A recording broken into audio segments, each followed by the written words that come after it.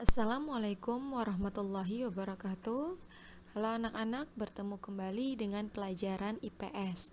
Pada kali ini Bu Ica akan melanjutkan kembali materi kita tentang globalisasi. Pada kali ini Bu Ica akan menjelaskan tentang tujuan dan manfaat kerjasama ASEAN dalam globalisasi. Sebelum kita mulai pelajaran kali ini, mari kita awali dulu dengan membaca basmalah.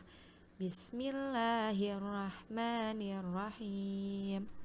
Kemarin Bu Ica sudah menjelaskan contoh-contoh kerjasama anggota ASEAN di beberapa bidang. Nah, sekarang apa sih tujuan kerjasama tersebut? Nah, yang pertama untuk mempercepat pertumbuhan ekonomi, kemajuan sosial, serta pengembangan kebudayaan. Yang kedua, tujuannya untuk meningkatkan stabilitas dan perdamaian. Yang ketiga, yaitu saling membantu antar negara anggota ASEAN. Yang keempat, untuk meningkatkan kualitas ilmu pengetahuan dan sarana pelatihan dan penelitian dalam bidang pendidikan. Dan tujuan yang terakhir yaitu untuk menjalin kerjasama yang lebih efektif sehingga dapat meningkatkan hasil pertanian dan industri, perluasan perdagangan internasional, dan peningkatan taraf hidup rakyat. Selain tujuan-tujuan tersebut, globalisasi juga memberikan manfaat dan juga membawa dampak bagi kehidupan bangsa Indonesia. Manfaat adalah hal-hal positif dari globalisasi. Nah, manfaat ini yang pertama di bidang teknologi, komunikasi, informasi, dan transportasi, yaitu menambah pengetahuan masyarakat tentang informasi yang bermanfaat dan mengembangkan keterampilan berpikir kritis.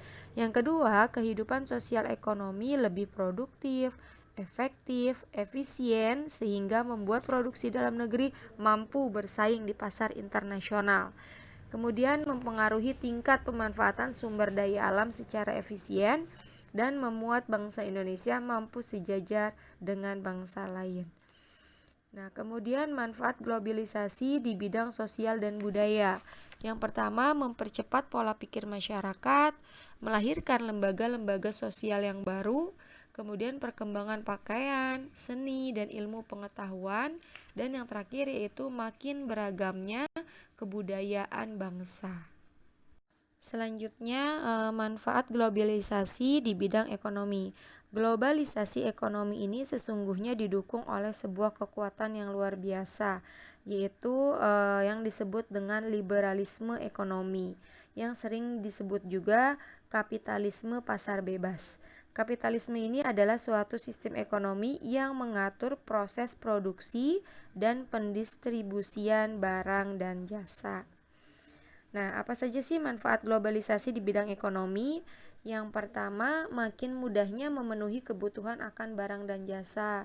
Kemudian lebih mudah meningkatkan hasil produksi, lebih mudah juga memasarkan hasil produksi, membuka lapangan pekerjaan baru bagi yang memiliki keterampilan. Dan yang terakhir, mempermudah proses pembangunan industri. Nah, selanjutnya manfaat globalisasi di bidang pendidikan. Yang pertama, pendidikan semakin berkembang dengan menggunakan multimedia dalam proses pembelajaran. Contohnya saja dengan fasilitas internet yang sekarang kita bisa rasakan. Yang kedua, mengembangkan pola pikir logis dan ilmiah siswa serta tenaga pendidik secara progresif. Contohnya membuat karya ilmiah. Yang ketiga, mendorong siswa dan pendidik menciptakan karya-karya yang inovatif. Dan yang terakhir, meningkatkan kualitas tenaga pendidik sehingga pendidikan juga semakin berkembang pesat.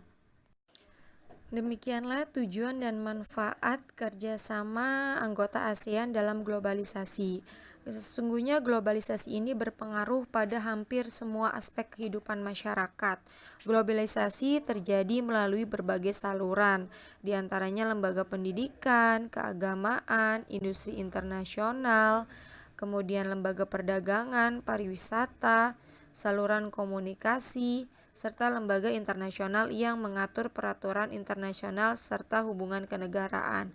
Tidak ada negara yang bisa hidup sendiri atau bangsa yang mengisolasi diri dari pergaulan dunia. Untuk itulah bangsa Indonesia berhubungan dengan negara-negara lain dan tergabung dalam beberapa organisasi internasional.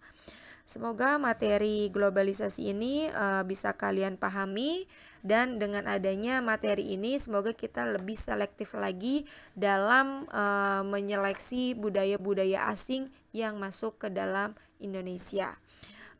Cukup sekian materi kali ini. Mari kita akhiri dengan membaca hamdalah. Alhamdulillahirobbilalamin. Wassalamualaikum warahmatullahi wabarakatuh.